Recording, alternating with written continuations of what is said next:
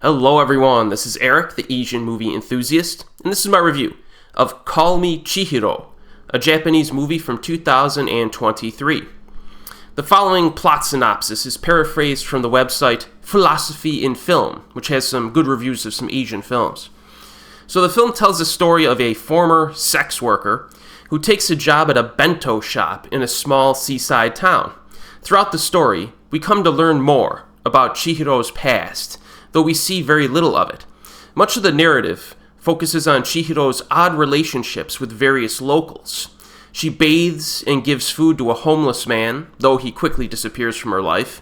And Chihiro also becomes a friend and maternal figure to a teenage girl who struggles to make friends at home and at school, as well as a young boy whose mother works too much to spend time with him, and a blind woman recovering in the hospital. So she kind of interacts with all these people in town. Now, one thing I noticed about this movie is the tone. It's extremely consistent.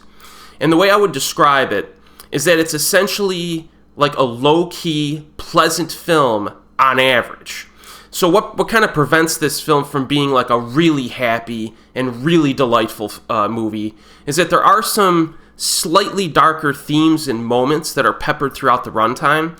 Things like, loneliness, coming-of-age dilemmas, stuff like that, have some slight downer moments associated with those. And our protagonist seems nice enough as a person, but we do get little bits of sadness here and there, involving her family relationships and prior career as a call girl. But again, those aspects never get too dark. So Me Chihiro constantly kind of ebbs and flows between being like marginally pleasant to being kind of like marginally dramatic. But it's very nicely balanced. It doesn't get too like high or too low.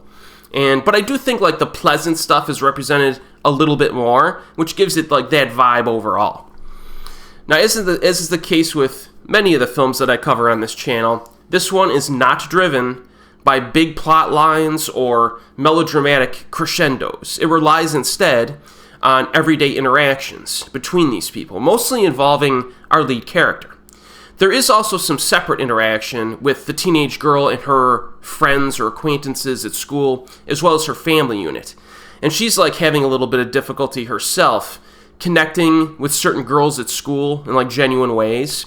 And her home life it's like a high quality home life in terms of like the environment, but it's kind of stifling and stuffy there, just the way her parents are.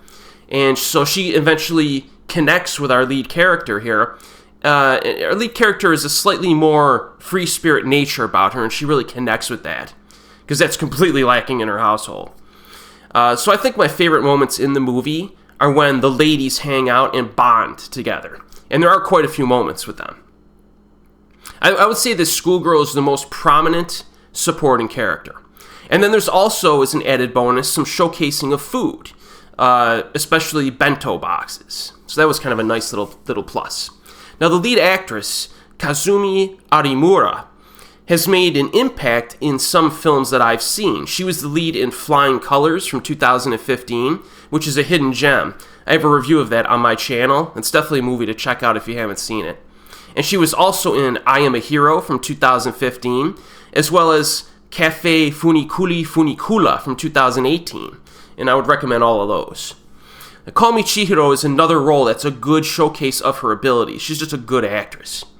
And if you've been following Japanese cinema for a while, you will notice a few other actors who pop up.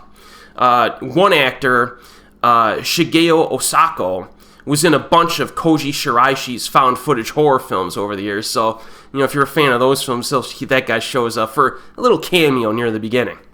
Now, the runtime of this film is 2 hours and 12 minutes. It does feel a little long, primarily because it's deliberately paced. I do think they could have cut it down a little bit. But, and also, fair warning, there is one brief sex scene at one point. So just keep that in mind if, you want to watch this with the kids or whatever. But I like this movie. It's a little on the long side, maybe a little bit on the slow side, but it's just a good quality flick. And if you want a recent Japanese film from this year to check out, I recommend it. It's currently available on Netflix. And as always, folks, I'll see you next time.